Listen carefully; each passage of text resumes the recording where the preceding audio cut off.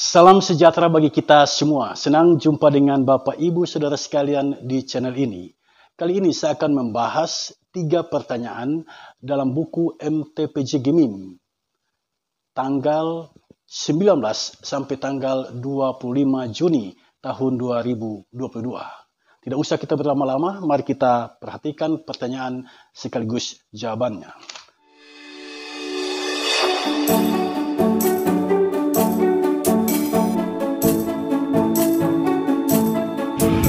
Pertanyaan yang pertama, apa yang dimaksud dengan manusia baru menurut Efesus 4 ayat 17 sampai ayat yang ke-24? Saudara, dalam Efesus pasal 4 ayat 17 sampai ayat yang ke-24, Paulus membagi manusia itu dalam 2 jenis. Yang pertama manusia lama, yang kedua manusia baru. Mengapa sampai Paulus membagi manusia dalam 2 jenis? Ini dilatar belakangi oleh kehidupan masyarakat di kota Efesus. Di jantung kota Efesus berdiri sebuah kuil yang megah. Itu adalah kuil Dewi Artemis. Demikian orang Yunani menyebutnya. Orang Romawi menyebutnya Dewi Diana. Dan bagi kita orang Indonesia, kita menyebutnya Dewi Cinta. Nah, kuil ini berdiri megah di jantung kota Efesus. Masyarakat sangat mengagumi, bahkan menyembah Dewi Artemis ini. Mengapa? Karena ada sebuah keyakinan yang kuat di dalam masyarakat bahwa Dewi ini adalah Dewi pembawa kesuburan. Ada 2 hal yang menarik perhatian mereka. Yang pertama, kesuburan untuk tanah. Jadi jika tanah itu kurang subur, mereka bermohon kepada Dewi Artemis agar tanah itu disuburkan. Yang kedua, kesuburan manusia. Jadi jika ada perempuan yang mandul, yang tidak punya anak, maka di zaman itu mereka meminta pertolongan Dewi Artemis agar perempuan itu hamil dan melahirkan anak. Nah, jadi masyarakat di kota Efesus pada umumnya menyembah Dewi Artemis. Masyarakat ini yang di kota Efesus ini oleh Paulus disebut sebagai masyarakat yang tidak mengenal Allah. Nah, manusia yang tidak mengenal Allah itulah yang disebut manusia lama. Harap digarisbawahi ini. Seseorang yang tidak mengenal Allah itu adalah manusia lama. Dan ciri-ciri manusia yang lama disebutkan oleh Paulus di sini. Pertama, ayat 17, pikirannya sia-sia. Artinya mereka percaya seperti masyarakat Efesus. Percaya dengan tahyul, percaya dengan dongeng. Ya, Dewi Artemis dipercayai. Jadi mereka meyakini ada seorang dewi yang cantik. Dan dewi itu bisa memberikan kesuburan bagi tanah. Kesuburan bagi perempuan. Nah, ini kan tahyul. Ini kan cerita dongeng. Sesuatu yang tidak bisa dipercayai. Sebab kita sebagai orang Kristen meyakini alam semesta ini ada di bawah kemahakuasaan Allah. Manusia yang bekerja dan meminta pertolongan Tuhan, dia akan diberikan hikmat untuk dapat mengolah tanah menjadi subur. Jadi, ciri yang pertama dari orang yang tidak mengenal Allah atau manusia lama adalah pikirannya sia-sia. Nah, jika ada di antara Bapak Ibu Saudara sekalian yang sudah menjadi Kristen tetapi masih percaya dengan tahyul, percaya dengan dongeng, melalui channel ini saya mau katakan bertobatlah. Berhentilah dari cara berpikir yang seperti itu. Sebab itu adalah pola pikir manusia lama. Yang kedua, perhatikan ayat 18. Di sini ciri hidup yang kedua dari manusia lama adalah pengertiannya gelap. Artinya dia jauh dari persekutuan dengan Allah. Dia tidak membangun hubungan baik dengan Allah, persekutuan dengan Allah. Jadi jika Anda adalah orang Kristen, lalu Anda tidak menjadikan persekutuan atau ibadah itu sebagai sebuah kebutuhan, apa bedanya dengan manusia lama? Jadikan ibadah itu sebagai kebutuhan, itulah manusia yang baru. Yang ketiga, ciri manusia yang lama, perhatikan ayat 19. Perasaan mereka telah tumpul. Perasaan mereka telah tumpul. Nah, Paulus menjelaskan di sini yang dimaksud adalah Pertama, mereka menyerahkan diri kepada hawa nafsu. Nah, apa itu hawa nafsu? Hawa nafsu diterjemahkan dari sebuah kata dalam bahasa Yunani, aselgeia. Aselgeia artinya kesiapan untuk setiap kesenangan.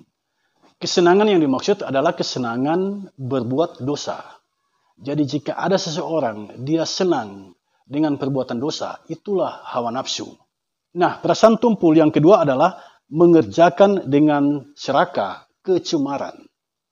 Kata kecemaran diterjemahkan dari sebuah kata dalam bahasa Yunani, akatarsia. Artinya nanah pada luka yang belum sembuh.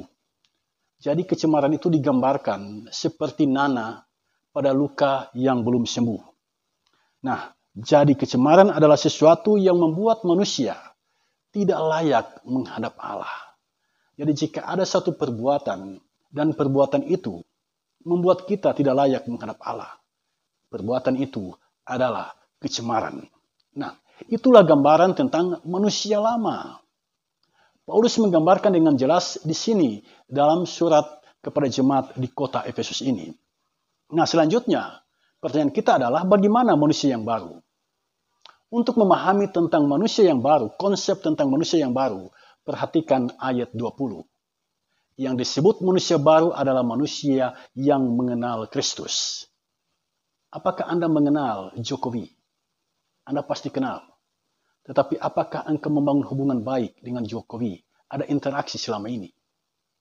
Pasti ada yang seperti itu, tetapi ada yang tidak. Nah, jika Anda punya interaksi, punya komunikasi yang baik selama ini, hampir setiap hari, Anda punya komunikasi, punya interaksi dengan beliau, itu namanya mengenal yang sesungguhnya. Ya, jadi mengenal itu ada dua, mengenal yang penting tahu, tapi ada mengenal jenis yang kedua, yaitu mengenal dengan cara membangun relasi yang baik, mengenal saling memahami satu sama lain, mengenal setiap saat ada komunikasi, ada interaksi. Nah, mengenal Kristus seperti itu. Ada persekutuan dalam Kristus, ada komunikasi dalam Kristus, ada interaksi dengan Kristus, ada sikap dan tindakan yang selalu berhubungan dengan Kristus. Itu mengenal Kristus. Nah, manusia baru adalah manusia yang mengenal Kristus, percaya sungguh-sungguh pada Kristus, dan hidup sesuai dengan ajaran Kristus. Itu yang pertama. Yang kedua, perhatikan ayat 22 sampai ayat yang ke-23. Yang disebut manusia baru adalah manusia yang menanggalkan manusia lama. Manusia lama yang saya gambarkan tadi, yang saya gambarkan sebelumnya, itu ditanggalkan. Dan dibaharui di dalam roh dan pikirannya.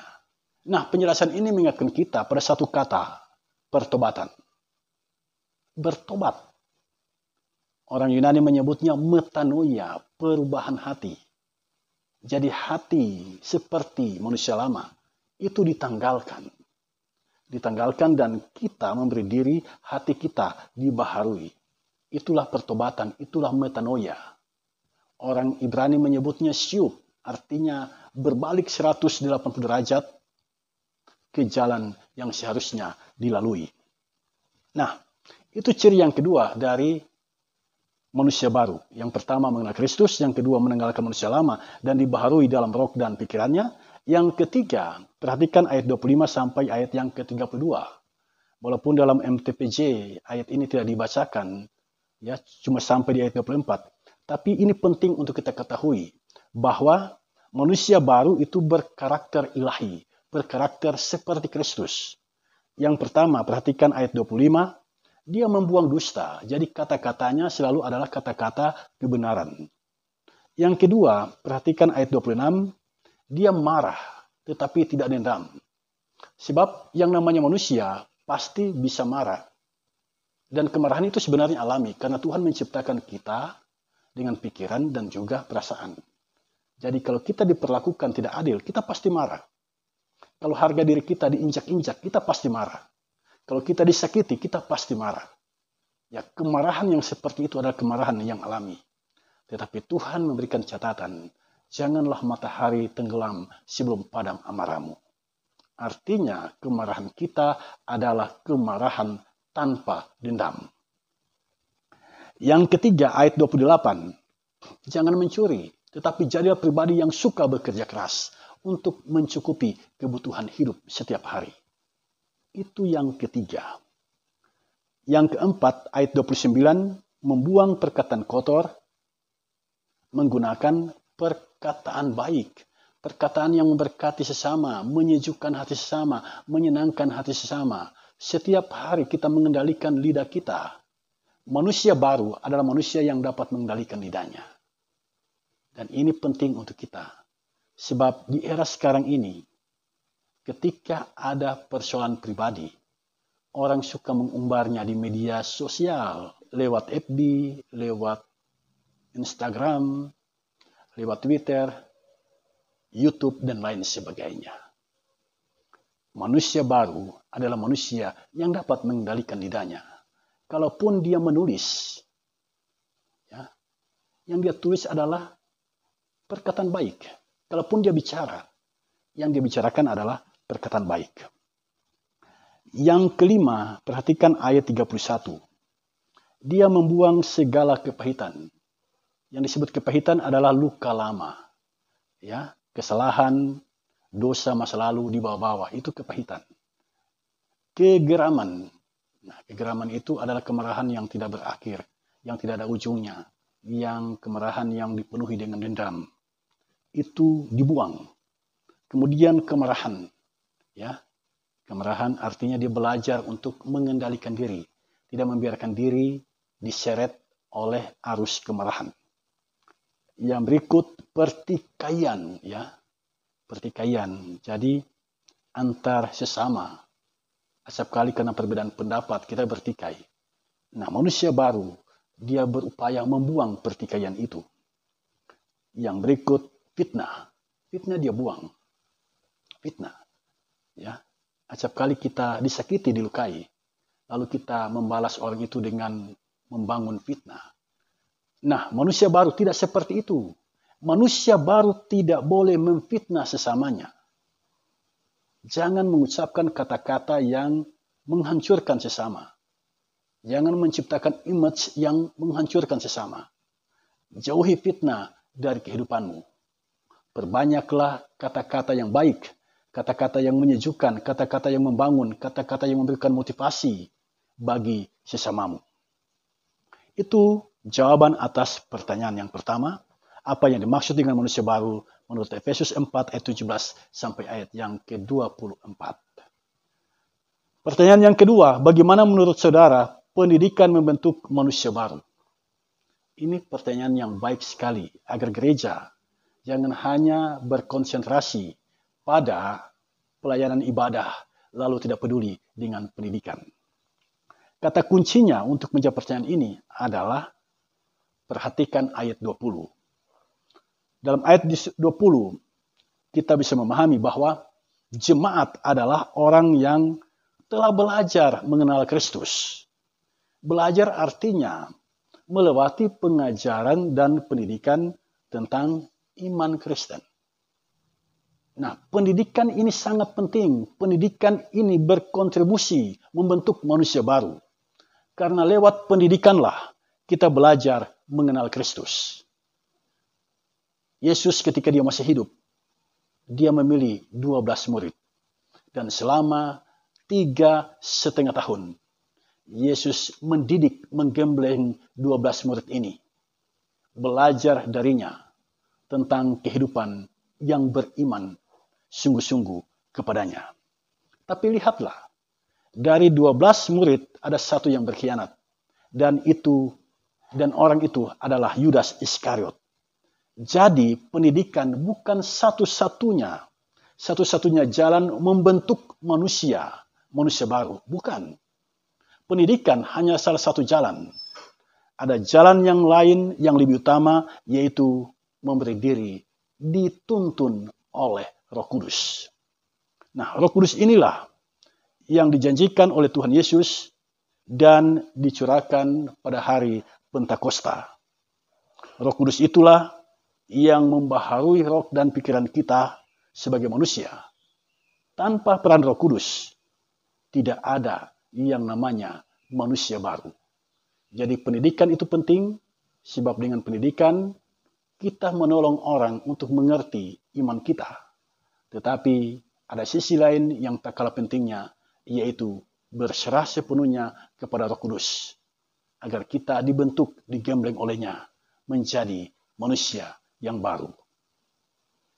Pertanyaan nomor 3, jelaskan program gereja yang mendukung pendidikan membentuk manusia baru dan bagaimana upaya untuk lebih memajukannya. Program gereja yang mendukung pendidikan membentuk manusia baru, di antaranya adalah katekisasi sidi. Sebab melalui katekisasi sidi, anak-anak muda kita dipersiapkan untuk memiliki pemahaman yang benar tentang imannya dan hidup sesuai dengan imannya. Yang berikut, pembekalan majelis jemaat soal iman ini juga sangat penting.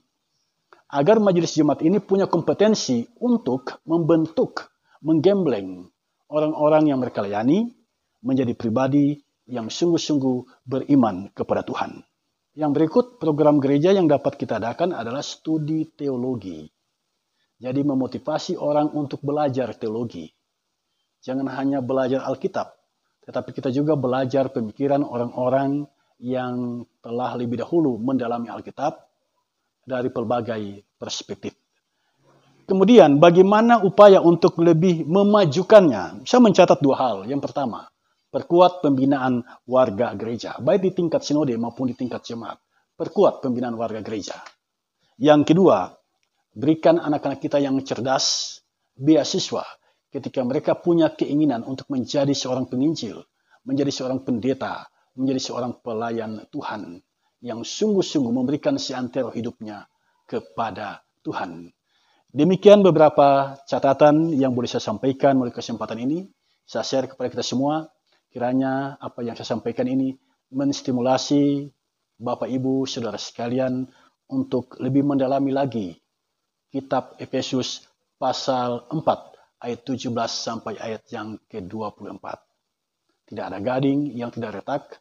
Mari kita berdoa kepada Roh Kudus agar Dia senantiasa menolong kita untuk memahami kebenaran firman-Nya, sehingga kita beroleh kekuatan dan motivasi yang kuat serta semangat yang tinggi untuk tetap hidup sesuai dengan firman-Nya. Shalom, Tuhan memberkati kita.